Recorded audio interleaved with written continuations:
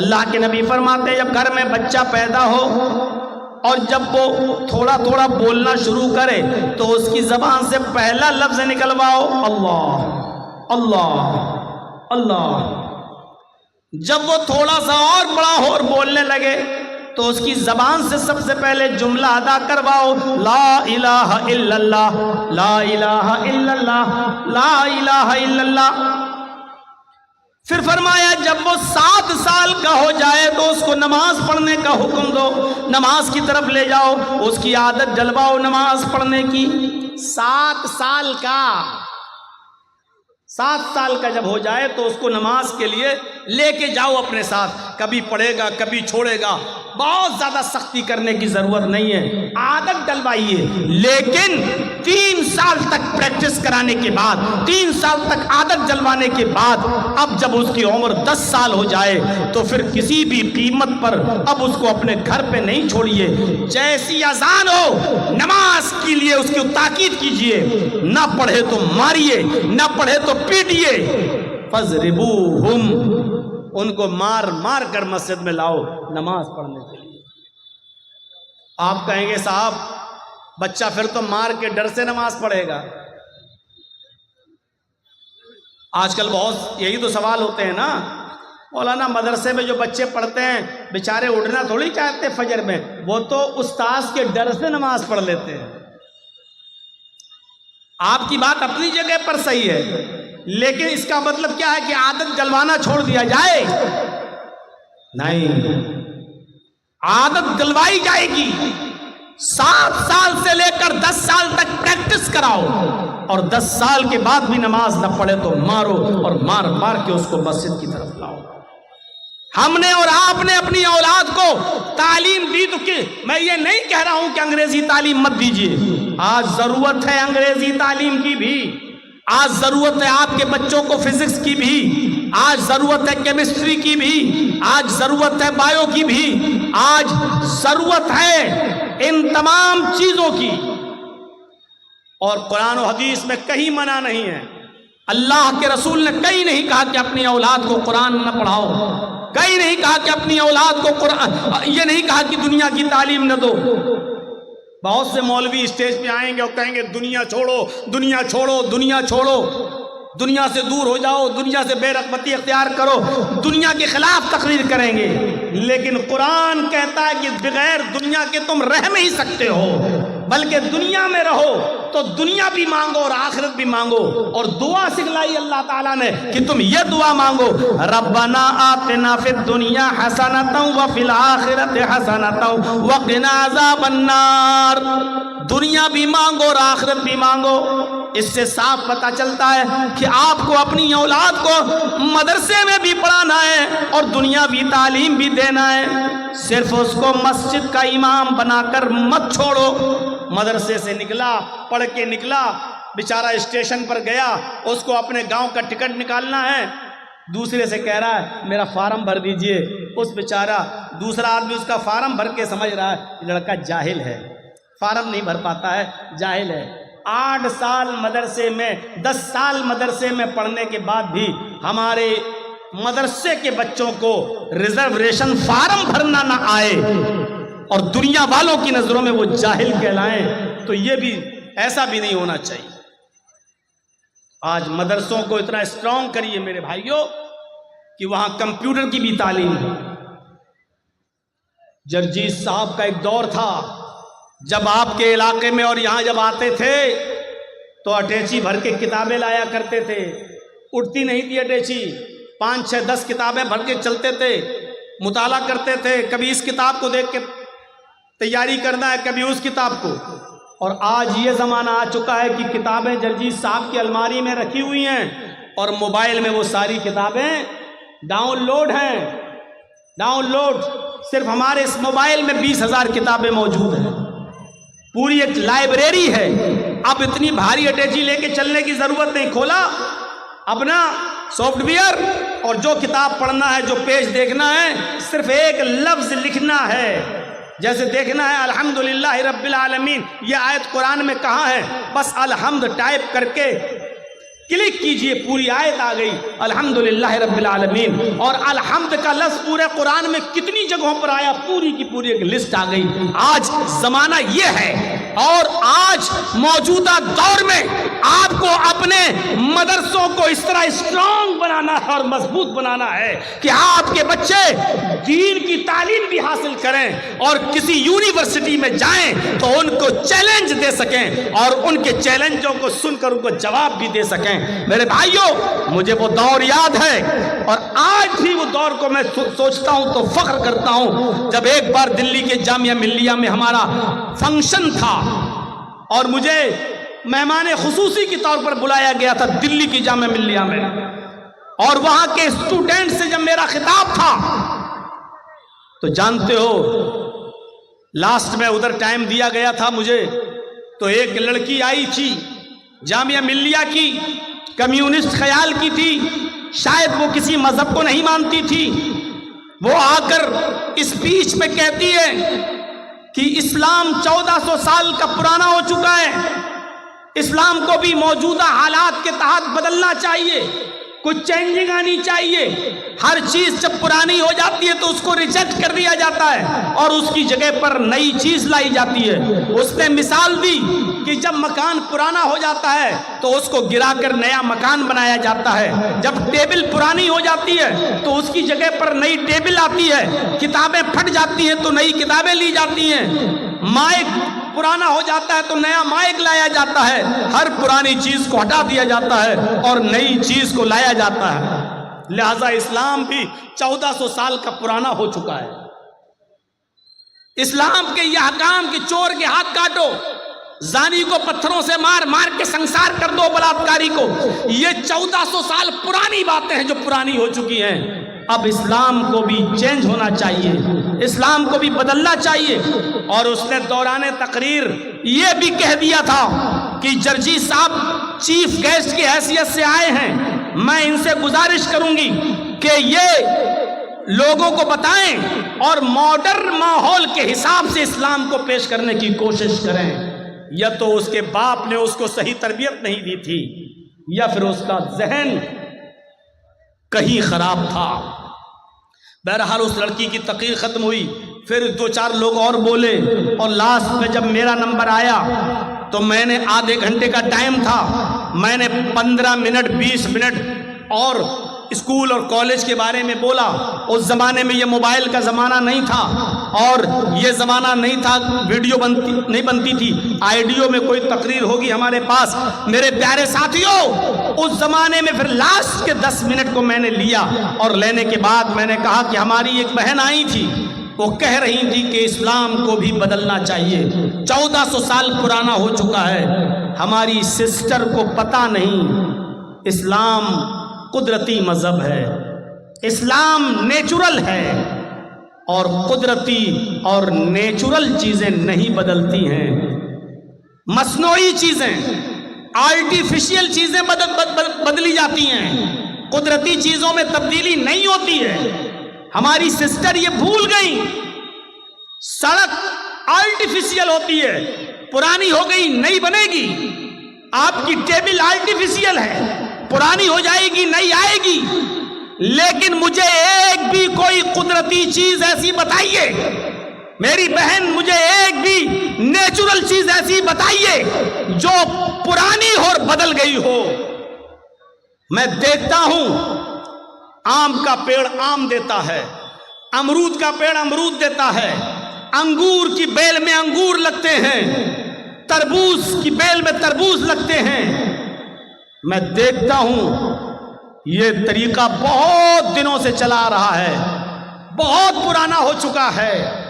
میری بہن کیا آپ اس طریقے کو بدلنے کی بات کرو گی اور کیا اللہ سے کہو گی جو بھی تم کہتی ہو اوپر والے کو, کیا یہ کہو گی اے پربھو, اے ایشور, اے اللہ یہ بہت پرانی چیزیں ہو گئی کہ آم سے آم, امرود سے امرود, انگور سے انگور پیدا ہوتا تھا, اب آم میں تربوز ہونا چاہیے, انگور میں بیر ہونا چاہیے اور ایپل کے پیڑ میں اب اورنج ہونا چاہیے. اب یہ پرانا ہو چکا ہے, اب کچھ جدت چاہیے اور نئی چیز چاہیے. چہرہ دیکھنے لگی, یہ کیا ٹاپک آ گیا. سوچ رہی تھی کہ مولانا کہیں گے کہ ہاں اسلام کو بھی موجودہ دور کے حالات بدلنا چاہیے. میں نے اس کو ایک ایسی مثال دی جس پہ ساری پبلک ہنس دی. میں نے کہا سسٹر قدرتی چیزیں کبھی نہیں بدلی. سورج پورب سے نکلتا ہے ایسٹ سے, پشچم میں ویسٹ میں ڈوب جاتا ہے. یہ طریقہ بھی بہت پرانا ہو چکا ہے. یہ تو اسلام سے بھی زیادہ پرانا ہے. یہ تو جس دن سے سورج کی تخلیق ہوئی اسی وقت سے ایسا ہو رہا ہے. میں کہتا ہوں کہ یہ بھی پرانا ہو گیا.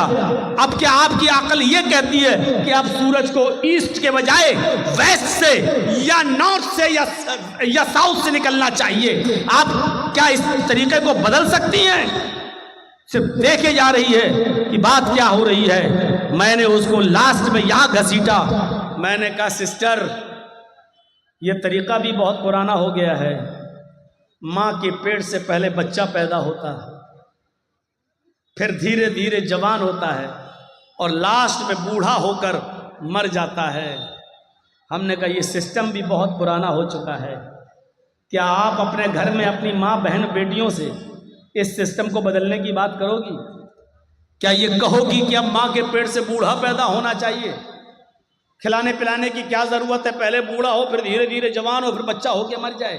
کیا تم یہ طریقے کو بدلنے کی بات کرو گی؟ پھر میں تھوڑا جوش میں آیا اور پھر میں نے چیختے ہوئے کہا میری بہن یہ ساری قدرتی چیزوں کو تم نہیں بدل سکتی ہو. چلو اپنے کالج کے پروفیسر بیٹھے ہوئے ہیں تمہارے جامعہ ملیہ کے, ان سے کہیے کہ 2 2 4 اور 4 4 8 یہ پڑھاتے ہوئے تمہیں زندگی ہو گئی ہے اور یہ طریقہ بھی بہت پرانا ہو چکا ہے. میتھمیٹکس کے اس اصول کو بدلیے. اب 2 2 3 اور 3 3 5 پڑھائیے. آپ کے کالج کے پروفیسر اس طریقے کو بدل کر دکھا دیں. اور جب یہ چیزیں نہیں بدل سکتی تو اسلام بھی نہیں بدل سکتا. اسلام قدرتی نظام ہے. اسلام کا نظام اللہ کی طرف سے ہے اور قدرتی چیزوں میں تبدیلی نہیں ہوتی ہے. آپ کو اسلام لانا ہے تو وہی پرانی چیزوں پر عمل کرنا ہوگا. دنیا کہتی ہے کہ بہت ترقی کر رہی ہے, آگے کی طرف دیکھ. میں کہتا ہوں کہ تم 1400 سال پیچھے کی طرف دیکھو, بہت ترقی کر جاؤ گے. میرے پیارے ساتھیوں, جب تک قرآن کا نزول نہیں ہوا تھا, جب تک اس دنیا میں قرآن نہیں تھا, بایو نہیں تھی, قرآن نہیں تھا, سائنس نہیں تھی, قرآن نہیں تھا, فزکس نہیں تھی, قرآن نہیں تھا, کیمسٹری نہیں تھی, قرآن نہیں تھا, جغرافیہ نہیں تھا, قرآن نہیں تھا, بھگول نہیں تھا. یہ سارے علم دین ہے قرآن کے, کیونکہ قرآن ان تمام علوم سے بھرا پڑا ہے اور قیامت کی صبح تک سارے علوم جو قرآن میں چھپے ہیں ایک ایک کر کے سامنے آتے رہیں گے.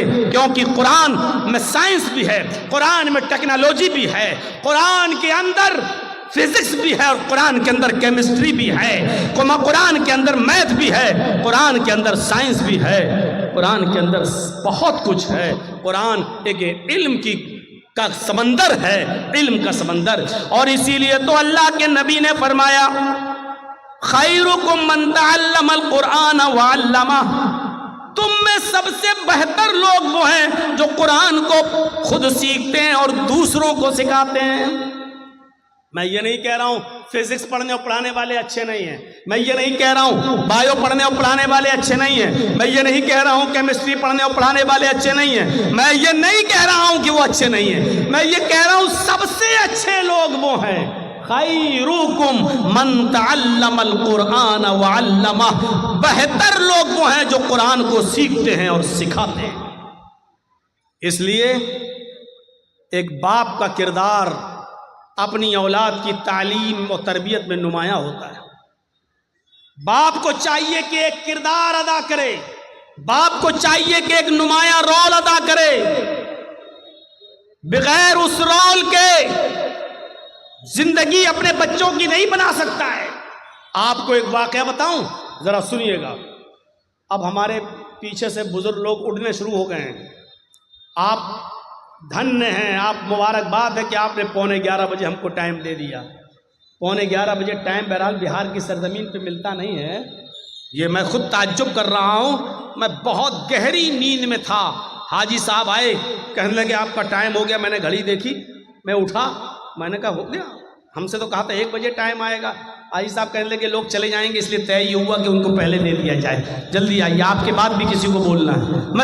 میں خود شوق رہ گیا کہ آج اتنی جلدی ٹائم، اور جب دیا ہے تو میرے بھائیوں سن لیجئے، باپ کی تربیت ایک اہم رول ہوتی ہے، اور باپ سے زیادہ ماں کی تربیت۔ ان دونوں چیزوں پر میں آؤں گا، پہلے باپ کی تربیت دیکھ لو۔ یوسف علیہ السلام کا معاملہ آپ جانتے ہی ہوں گے، سنا ہوگا آپ نے، علماء سے سنا ہوگا، چھوٹے تھے، بھائی لوگ لے گئے اور کنویں میں پھینک دیا۔ اپنے باپ کے پاس آئے سارے بچے اور روتے ہوئے کیا کہنے لگے؟ یا ابانا انا ذهبنا نستبق وترکنا یوسف عند متاعنا فاکلہ الذئب۔ اے میرے ابو جان، ہم یوسف کو اپنے ساتھ لے گئے، اپنے سامان کے پاس یوسف کو بٹھا دیا اور کہا کہ تم اس سامان کی دیکھ ریکھ کرنا۔ ہم لوگ کھیل کود میں لگ گئے اور یوسف کو بھیڑیا کھا گیا۔ شارٹ کر دیتا ہوں اس واقعے کو، لمبا واقعہ ہے۔ یوسف علیہ السلام کنویں میں پھینک دیے گئے، ایک قافلہ آیا، پانی نکالنا چاہتا تھا، جھانک کے دیکھا تو لڑکا یوسف اپنے قافلے والوں سے کہا یا بشرا ھذا غلام، اے قافلے والوں خوشخبری ہو، ہمیں تو بچہ مل گیا۔ اٹھایا جلدی سے اس بچے کو، کہنے لگے جلدی اس کو لے چلو، مصر کے بازار میں بیچو۔ جو چیز فری میں مل جاتی ہے اس کو جلدی سے آدمی ہٹانا چاہتا ہے تاکہ کوئی اصل مالک نہ آ جائے، ہمیں کچھ نہ ملے۔ آپ لوگ تو جانتے ہی ہوں گے نا، چوری کا موبائل 20,000 کا 4,000 میں بھی بک جائے تو جلدی جائے، جو ملنا وہ تو آ جائے۔ اور اس معاملے میں ہم نے کلیا چکا علاقہ دیکھا ہے، 20-20 ہزار کے موبائل 2,000 روپے میں بھی جلدی سے۔ تو چوری کا مال آدمی جلدی سے نکالنے کی کوشش کرتا ہے۔ اب یہ بچہ جو ان کو کنویں میں ملا، اس کا اصل باپ نہ آ جائے کہیں یہ بچہ لے نہ لے، اس لیے اس کو بیچ دو پہلے۔ تو حضرت یوسف علیہ السلام کو بیچ دیا گیا مصر کے بازار میں۔ اور یہ تو آپ جانتے ہیں کہ وہ کتنے خوبصورت تھے، ان کی خوبصورتی کا ذکر قرآن میں آیا ہے، لیکن بکے کتنے میں؟ ان کی قیمت کیا لگی مصر کے بازار میں؟ وَشَرَوْهُ بِثَمَنٍ بَخْسٍ دَرَاهِمَ مَعْدُودَةٍ،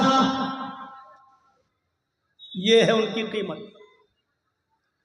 وَشَرَوْهُ بِثَمَنٍ بَخْسٍ دَرَاهِمَ مَعْدُودَةٍ، چند کھوٹے سکوں میں بیچ دیے گئے، چند کھوٹے سکوں میں بیچ دیے گئے۔ چلے بادشاہ مصر کے گھر میں آئے، بادشاہ نے اپنی بیوی سے کہا، بہت سے لوگ نام لیں گے، زلیخا، کسی صحیح حدیث میں نہیں آیا، اس لیے جب نام آیا نہیں تو ہم نام لیں گے نہیں، ہم صرف یہی کہیں گے بادشاہ کی بیوی۔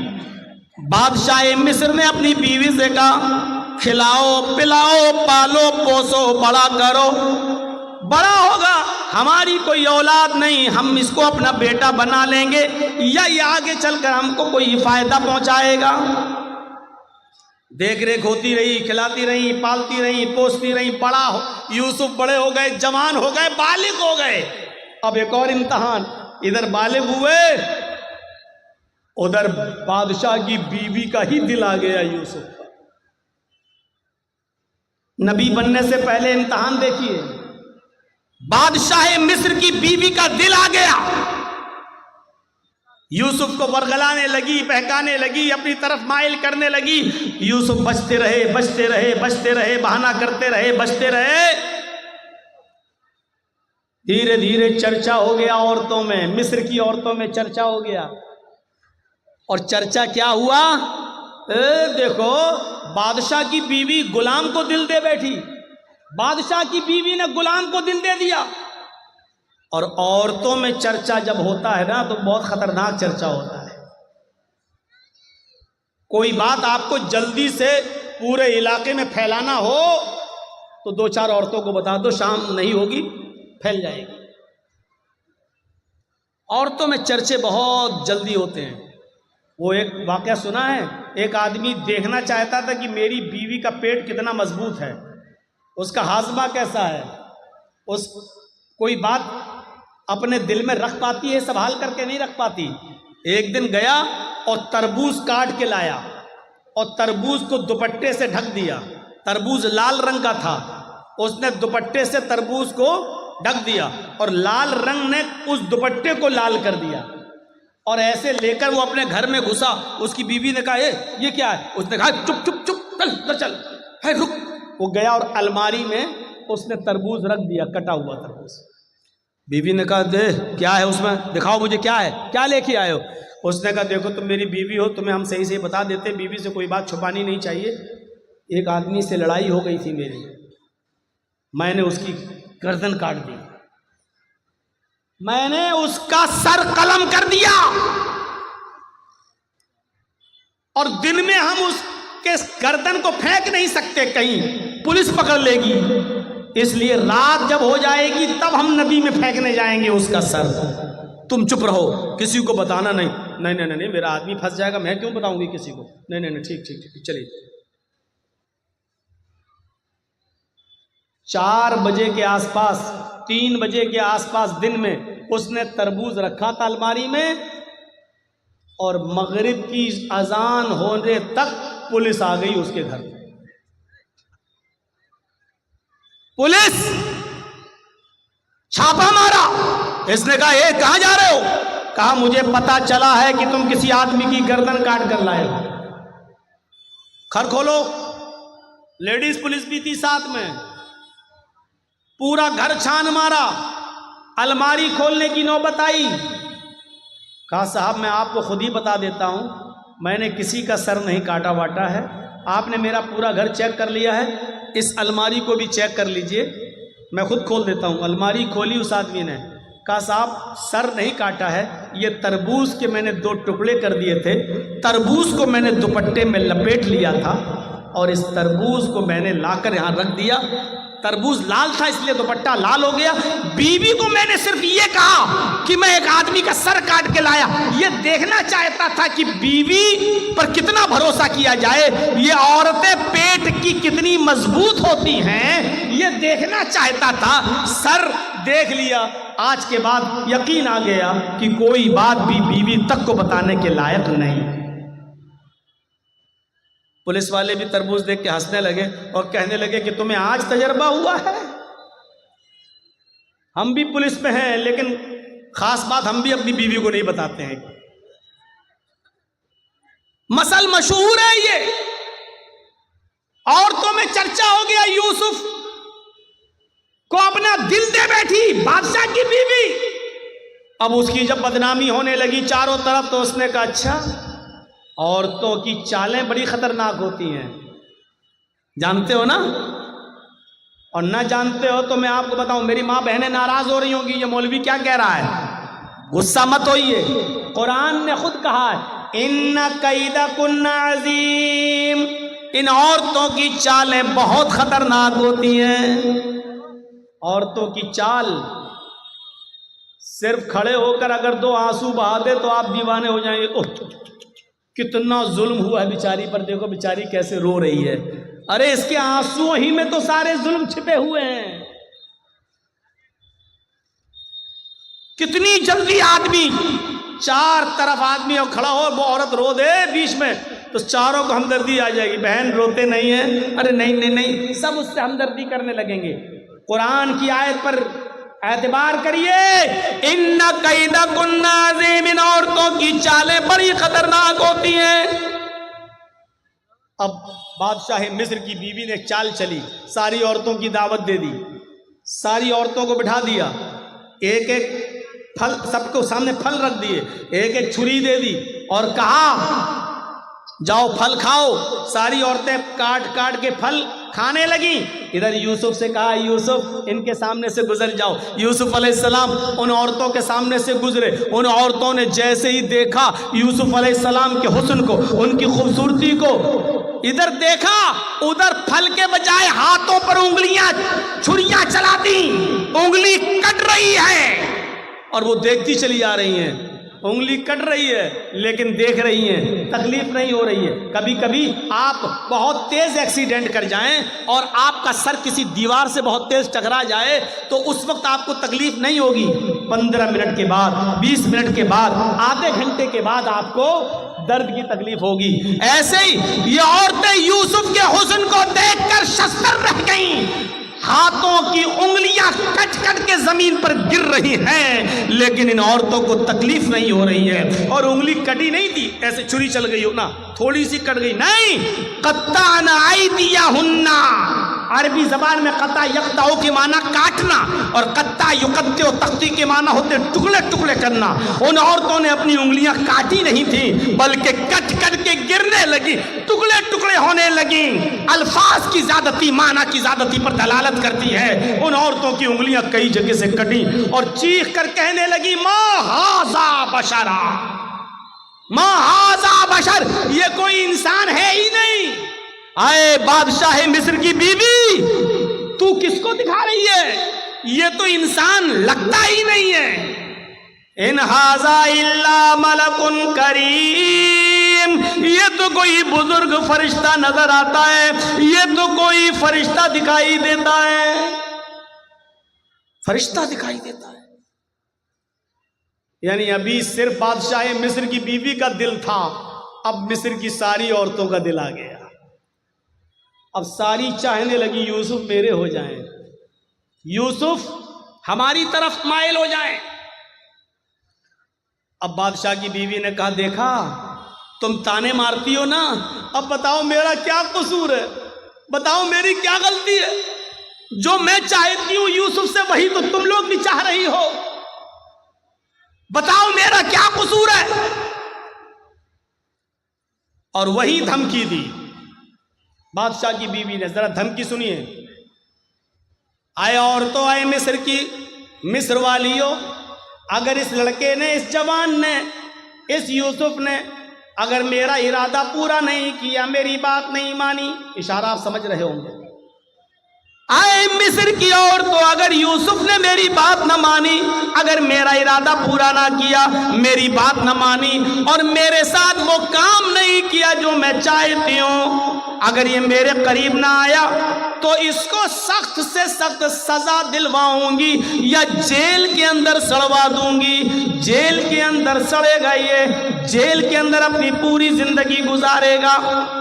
جب یوسف علیہ السلام کو یہ دھمکی ملی کہ یہ کہہ رہی ہے اگر اس نے میری بات نہ مانی تو سخت سے سخت سزا دلواؤں گی یا جیل میں سڑا دوں گی، تو آسمان پہ نظریں ڈالی یوسف علیہ السلام نے اور اپنے رب کو پکار کر کیا فرمایا؟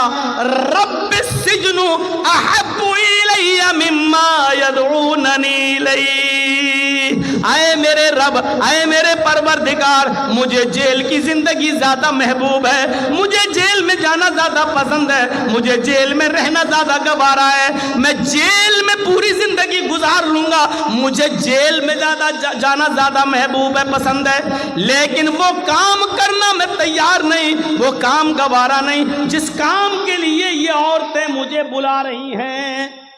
یعنی ایک نہیں بلا رہی تھی، کئی عورتیں بلا رہی تھی ساری، تو کیا کہا؟ اے اللہ، جیل میں جانا پسند ہے لیکن وہ کام کرنا پسند نہیں جس کی طرف یہ مجھے بلا رہی ہیں۔ یدعوننی الیہ، جمع مؤنث غائب کا صیغہ، ایک عورت نہیں کئی عورتیں تھیں جو یہ کہہ رہی تھیں اے یوسف ہمارے پاس آ جاؤ، اور یوسف نے کہا اے اللہ مجھے جیل جانا پسند ہے لیکن وہ کام کرنا پسند نہیں ہے جس کام کے لیے یہ عورتیں مجھے بلا رہی ہیں، اب تیری مدد مجھے چاہیے۔ اور مدد کیا چاہیے؟ وَإِن لَا تَصْرِفْ عَنِّي كَيْدَهُنَّ، ان کی چالوں سے مجھے بچا لے، اگر تو نے مجھے ان کی چالوں سے نہ بچایا، اگر تو نے مجھے ان کی چالوں سے محفوظ نہ رکھا، اَسْبُ إِلَيْهِنَّ، تو میں بھی ان کی طرف مائل ہو جاؤں گا، میں ان کی چالوں میں پھنس جاؤں گا، میں ان کی چالوں میں گرفتار ہو جاؤں گا، وَأَكُن مِّنَ الْجَاهِلِينَ، اور جاہلوں نادانوں میں میرا شمار ہو جائے گا۔ یعنی عورتوں کی چالوں سے بچنے کے لیے یوسف علیہ السلام بھی دعا کر رہے ہیں اللہ سے کہ اللہ میں جیل میں چلا جاؤں گا یہ پسند ہے، لیکن وہ کام کرنا پسند نہیں ہے جس کی طرف یہ مجھے دعوت دے رہی ہیں، ہاں لیکن تو مجھے ان کی چالوں سے بچا لے۔ پتہ نہیں کون سی چالیں ہیں، پتہ نہیں کیسی کیسی چال یہ استعمال کر کے مجھے اپنی طرف مائل کر لیں، اس لیے میرے پروردگار تو مجھے بچا۔ اور پھر بھی یوسف علیہ السلام چال سے بچ نہیں سکے۔ آؤ یوسف ایک کام ہے، کہ اچھا چلو کام ہے، میں تو خریدا ہوا غلام ہوں ان کا، بات ماننا پڑے گی، آؤ ادھر آؤ۔ وہ یوسف کو لے گئی، دروازہ بند کر دیا، دوسرے کمرے میں لے گئی، اس کا دروازہ بند کر دیا، ایک اور کمرے میں لے گئی، اس کا دروازہ بند کر دیا، وغلقت الابواب، ایک نہیں کئی دروازے تھے بند کر دیے، اور آخری والے روم میں لے جا کر کہا یوسف آؤ آج تنہائی ہے، موقع ہے، کوئی نہیں ہے، آؤ میں کب سے تمہارے بڑے ہونے کا اور بالغ ہونے کا انتظار کر رہی تھی، آؤ تمہاری خوبصورتی اور حسن نے مجھے تمہارا دیوانہ کر دیا ہے، آؤ میری طرف آؤ۔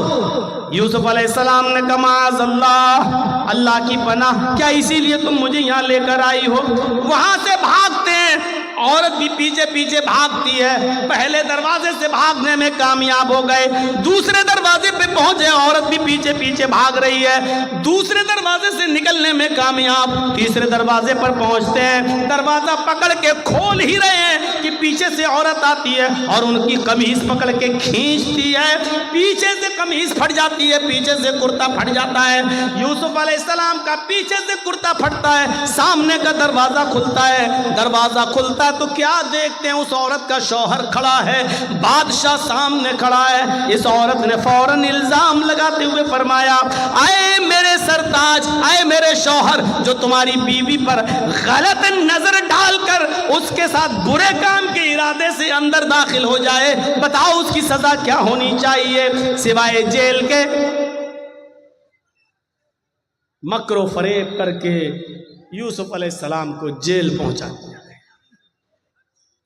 مفسرین کا اختلاف ہے، کسی نے لکھا 7 سال جیل میں رہے، کسی نے لکھا 10 سال جیل میں رہے، بہرحال ایک لمبی مدت جیل میں کاٹی، خواب کی تعبیر کا علم دیا گیا، ادھر مصر میں قحط پڑ گیا، بادشاہ بڑا پریشان، بتایا گیا خواب کی تعبیر کے بارے میں، یہ جیل میں ایک نوجوان ہے جو بتاتا ہے، بہرحال بادشاہ نے کہا اس کو وہاں سے آزاد کرو، جو خواب کی تعبیر بتاتا ہے وہی اس کا انتظام بھی کرے گا، اور ان کو جیل سے نکالا گیا اور ملک مصر کا بادشاہ بنا دیا گیا۔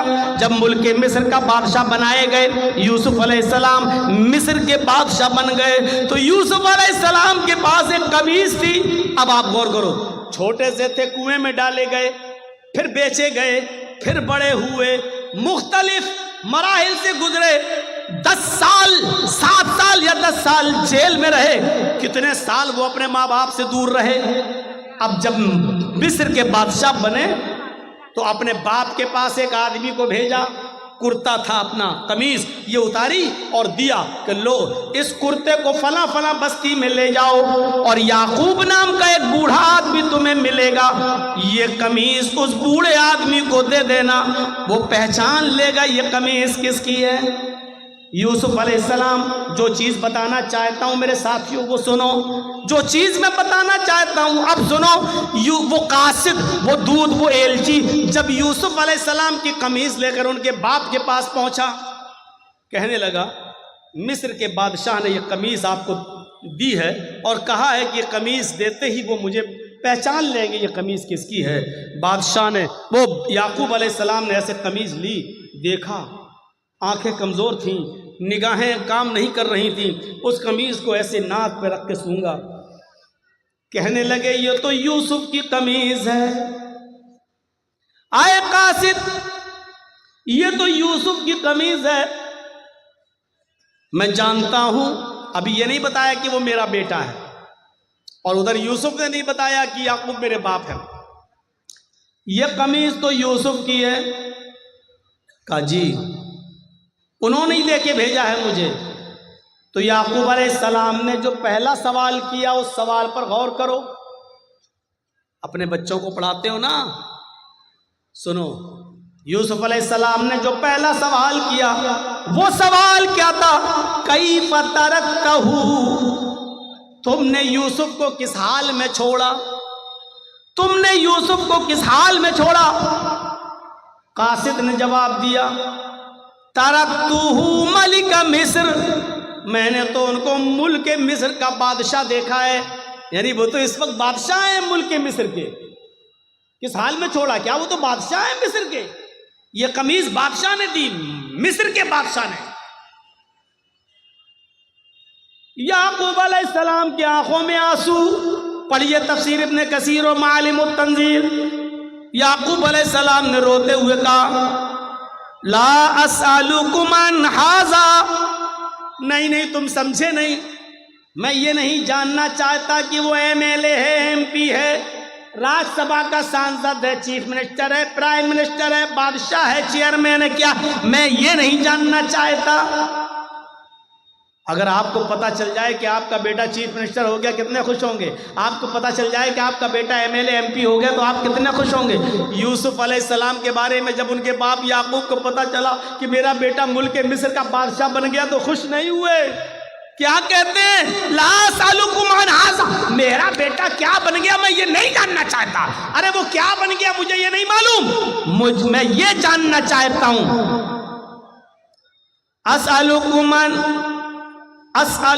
عن ای دین ترکتہ، میں یہ جاننا چاہتا ہوں کہ تم نے اس آدمی کو کس دین پر دیکھا ہے، کس دین پر چھوڑا ہے، یعنی اس کا دین کیا ہے، اس کا مذہب کیا ہے۔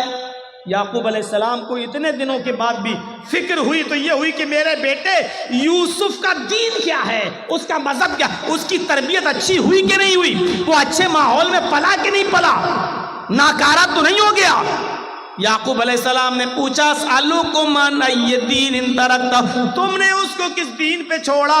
تو قاصد نے جواب دیا اچھا دین کے بارے میں جاننا چاہتے ہو کہ ہاں؟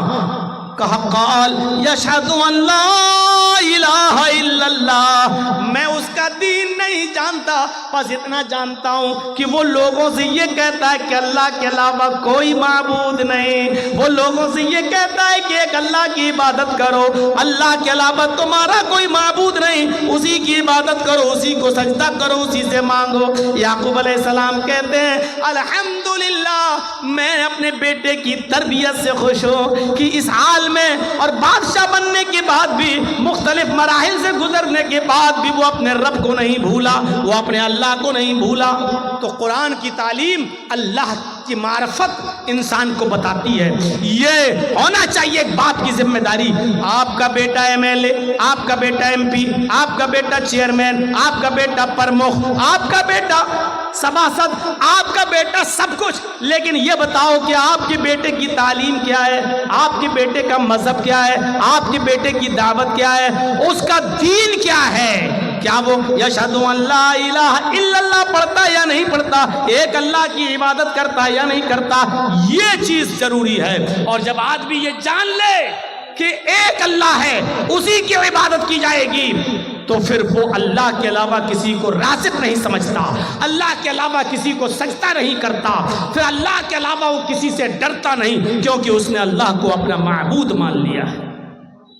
آج کے اس دور میں جگہ جگہ پر برائیوں کا جال بچھا ہوا ہو، جگہ جگہ پر برائیوں نے اپنے پیر پھیلا لیے ہوں، ذرا بتائیے، آپ نکل کے دیکھ لیجئے ابھی اسی جلسے میں، اور تھوڑا سا باہر نکل کر جا کے نمائش دیکھ لیجئے، میلہ دیکھ لیجئے، جھولے دیکھ لیجئے، اسی میں ایک طرف دین کے نام پر جلسہ اور دوسری طرف میلہ اور ٹھیلا، اور دیکھیے کہ اس بازار میں آپ کو مردوں سے زیادہ عورتیں سامان خریدتے ہوئے نظر آ جائیں گی، اپنے بچوں کو جھولا جھلاتے ہوئے نظر آ جائیں گی، اور مردوں کا عورتوں کا اختلاط ایسی جگہ پر ہوتا ہے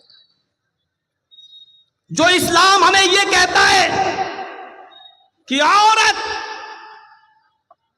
جس کی آواز بھی اتنے پردے میں ہونا چاہیے کہ اگر امام مسجد میں رکوع کرنا یا سجدہ کرنا بھول جائے یا ایک رکوع کے بجائے 2 رکوع کر لے اور کسی مرد کو پتہ نہ ہو، پیچھے کوئی ٹوکنے والا نہ ہو، سبحان اللہ اور الحمدللہ کہنے والا نہ ہو، اور عورت کو معلوم ہو، عورتوں کی صفیں لگی ہوں پیچھے پردے کے پیچھے، ان کو معلوم ہو کہ امام بھول گیا تو ان کو اتنی دور سے سبحان اللہ اور الحمدللہ کہنے کی ضرورت نہیں، اللہ اکبر کہنے کی ضرورت نہیں ہے، کیونکہ اگر وہ بولیں گی تو ان کی آواز مرد سنیں گے، ان کی آواز بھی کہیں فتنہ نہ بن جائے اور نماز پڑھنے والے مردوں کے ذہن میں گھس نہ جائے کہ بڑی سریلی باریک آواز، بڑی جادو والی آواز ہے، اور کہیں پھر ایسی سریلی آواز والی کا پیچھا نہ کرنے لگے، اس لیے عورتوں کو حکم دیا کہ وہ تصفیق کریں گی،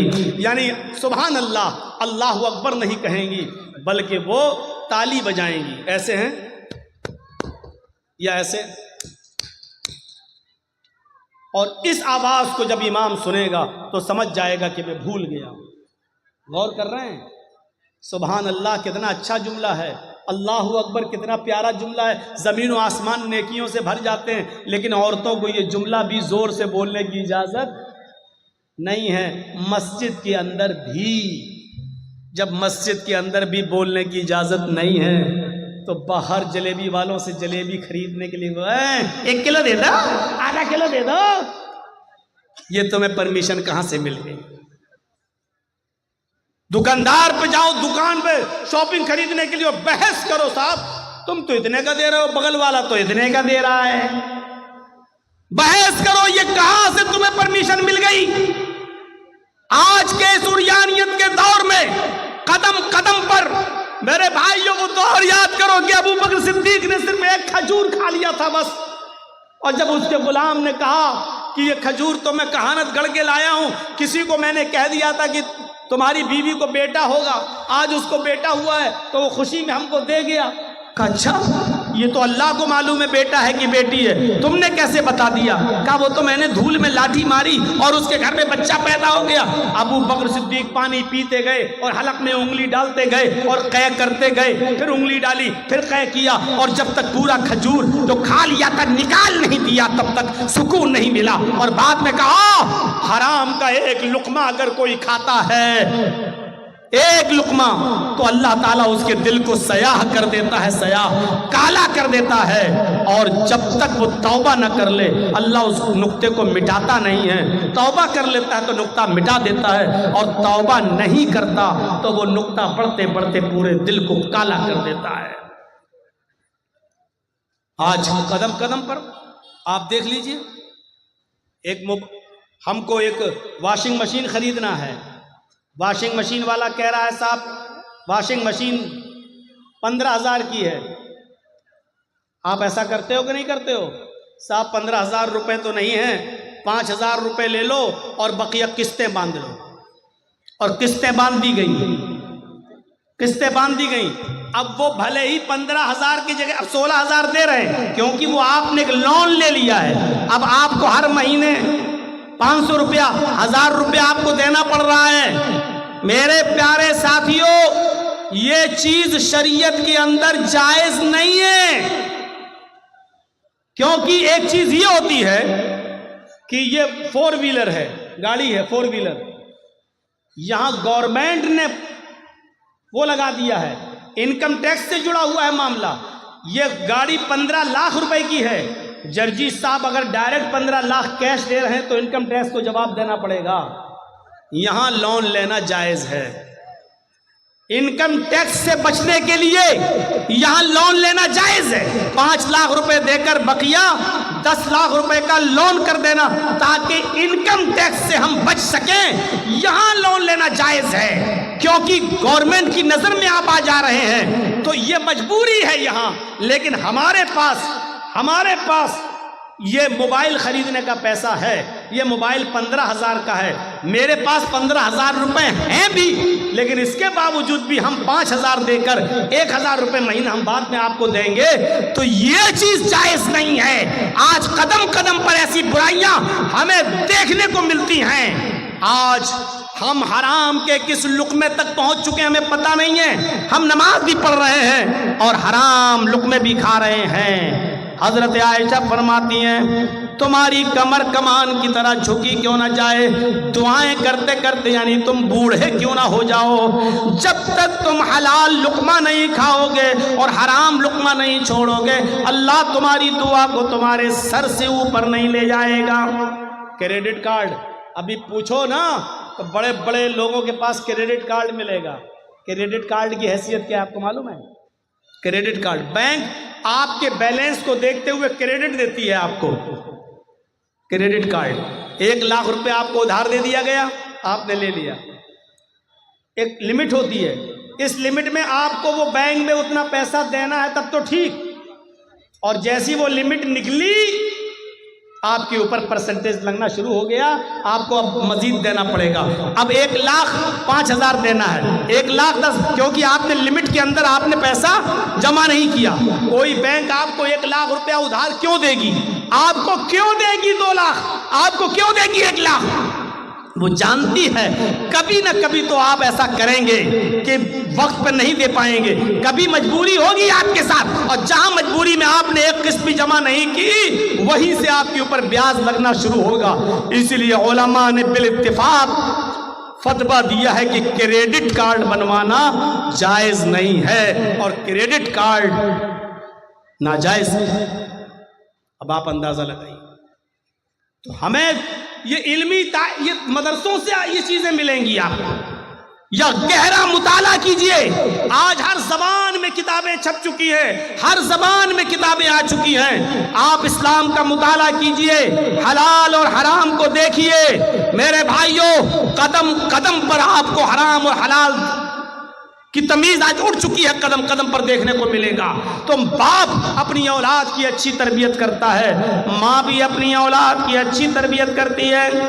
تذکرۃ الحفاظ میں علامہ شمس الدین ذہبی نے نقل کیا ہے کہ ایک عورت تھی جس کے گھر جب بچہ پیدا ہوا، ایک عورت تھی جس کے گھر میں ایک بچہ پیدا ہوا، جب وہ بچہ پیشاب کرتا تھا تو اس کی ماں اس کی شرمگاہ پر پانی ڈال دیا کرتی تھی۔ بچے نے پیشاب کیا، ماں نے پانی ڈال دیا، بچے نے پیشاب کیا، پھر ماں نے پانی ڈال دیا، ماں پانی ضرور ڈال دیا کرتی تھی۔ آج کل ہماری مائیں کیا کرتی ہیں؟ بچے کی پینٹ کی چین کھولی، بیٹا یہاں کھڑے ہو کے پیشاب کر لے، یہاں کھڑے ہو کے پیشاب کر لے، بیٹا کھڑے، 5 سال 6 سال کا بچہ کھڑے ہو کے پیشاب، یہاں بچہ پیشاب کرتا، ماں پانی ڈال دیتی۔ پہلا دن تھا اس بچے کے چلنے کا، پہلا دن تھا بچے کے چلنے کا۔ بچہ جیسے ہی پہلا دن کھڑا ہوا اور اس کو چلنے لگا، اس کو پیشاب لگا، بچے نے ایسی پانی کا برتن اٹھایا اپنے کمزور ہاتھوں سے اور ایسے لنگڑاتے ہوئے دھیرے دھیرے چال سے گیا اور دروازے کے پاس جا کر بیٹھ گیا۔ ماں دور سے دیکھ رہی کہ دیکھیں میرا بیٹا کیا کرتا ہے، وہ بیٹھ گیا، اس نے اپنا کپڑا خود اتار لیا، بیٹھ کے پیشاب کرنے لگا۔ اس کو معلوم نہیں کہ پیشاب کیسے ہوتا ہے، اس کو پتہ نہیں استنجا کیسے ہوتا ہے، اس کو پتہ نہیں پانی کس ہاتھ میں پکڑنا چاہیے اور شرمگاہ کس ہاتھ میں پکڑنا چاہیے، اس کو نہیں معلوم۔ اس کو صرف اتنا معلوم ہے کہ میری ماں میری شرمگاہ پہ پانی ڈال دیتی تھی، بس۔ اس نے پیشاب کیا اور پانی اپنی شرمگاہ پہ ایسے لیا اور ایسے ڈال دیا، اپنی شرمگاہ پر پانی ڈال لیا، ایسے لیا اور ایسے پانی اڑیل لیا۔ اس نے دھویا نہیں، وہ جانتا ہی نہیں، بچہ ہے چھوٹا، پہلا دن تھا چلنے کا۔ اس نے پانی اپنی شرمگاہ پہ ڈالا، ماں دور سے دیکھ رہی ہے، وہی اس کی آنکھوں میں آنسو آ جاتے ہیں اور روتے ہوئے کہتی ہے فزت برب الکعبہ، کعبے کے رب کی قسم میں کامیاب ہو گئی، اللہ کی قسم میں کامیاب ہو گئی۔ میں جو سکھانا چاہتی تھی اپنے بچے کو میں نے وہ سکھا دیا، میں جو سکھانا چاہتی تھی اپنے بچے کو میں نے سکھا دیا۔ میں یہی سکھانا چاہتی تھی کہ میرا بیٹا پینٹ کی چین کھول کے کھڑے ہو کر گدھے اور کتوں کی طرح پیشاب نہ کرے۔ میں نے بہت کچھ کہہ دیا ہے، گدھے اور کتوں کی طرح پیشاب نہ کرے۔ عقل مند ہوگے تو سمجھ گئے ہوگے کہ میں نے کیا کہا ہے، اور نہیں ہوگے تو ایک کان سے سن کے دوسرے کان سے اڑا دو گے۔ یہ تعلیم آپ کو ماں کی گود سے ملے گی۔ مدرس لیپ از فرسٹ کالج فار چلڈرین، ماں کی گود بچے کا پہلا مدرسہ ہے، یا ان دینی مدرسوں سے ملے گی۔ آپ بڑے بڑی یونیورسٹی دیکھ لو، پورنیہ میڈیکل کالج دیکھ لو، کشن گنج میڈیکل کالج دیکھ لو، جامعہ ملیہ JNU، بڑے بڑے کالجز اور یونیورسٹیز دیکھ لو، جہاں سے پڑھ کے نکلنے والے بڑے بڑے ڈاکٹروں کو، انجینئروں کو دیکھ لو۔ ان کو ڈگریاں تو مل گئی ڈاکٹری کی، PhD کی، انجینئر کی، لیکن تربیت نہیں ملی، آج ان کو سڑک کے کنارے پینٹ کی چین کھول کر گدھوں کی اور کتوں کی طرح پیشاب کرتے ہوئے آپ دیکھ سکتے ہو۔ تربیت ماں کی گود سے یا مدرسوں سے ملتی ہے، اس لیے بچے کو پڑھانے اور لکھانے کے ساتھ ساتھ اچھی تربیت بھی ضروری ہے۔ اچھی تربیت دو گے تو بچہ نیک بنے گا اور آپ کی خدمت کرے گا۔ ارے کم سے کم بچوں کو اتنا تو پڑھا دو کہ آپ کی قبر پر جا کر وہ یہ کہہ سکے اللہم اغفر لأبی وارحمہ وعافہ واعف عنہ، اللہ یہ میرے باپ کی قبر ہے، اے اللہ ان کی مغفرت فرما دے، اللہ ان پر رحم فرما، اے اللہ ان کی بہترین مہمان نوازی کر۔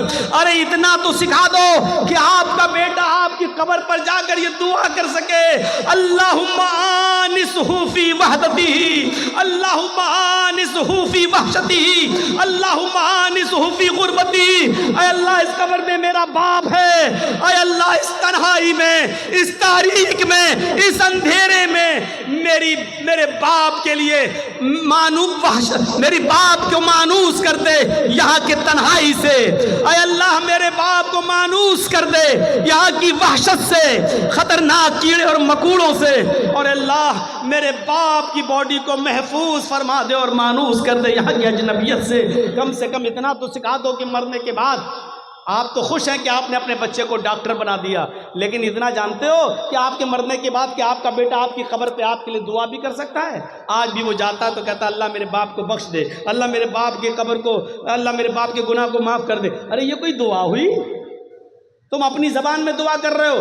ارے دعا بھی کرو تو وہ دعا کرو جو اللہ کے نبی نے بتائی ہے، جو اللہ کے نبی نے فرمایا ہے اللہم انا بی فی ذمتک وحبل جوارک فقہی من فتنة القبر وعذاب النار وانت اہل الوفاء والحق فاغفر له وارحمه انک انت الغفور الرحیم۔ کیا کوئی بیٹا ہے جو اپنے باپ کی قبر پہ جا کے یہ دعا پڑھتا ہے؟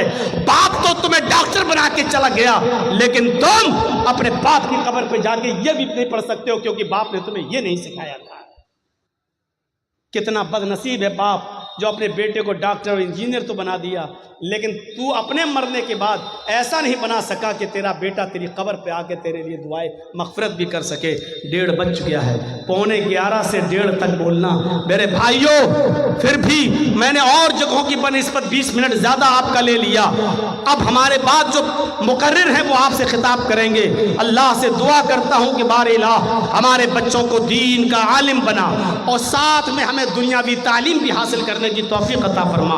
ہمارے بچوں کو دین کی تعلیم کے ساتھ ساتھ ڈاکٹر بھی بنا، انجینئر بھی بنا۔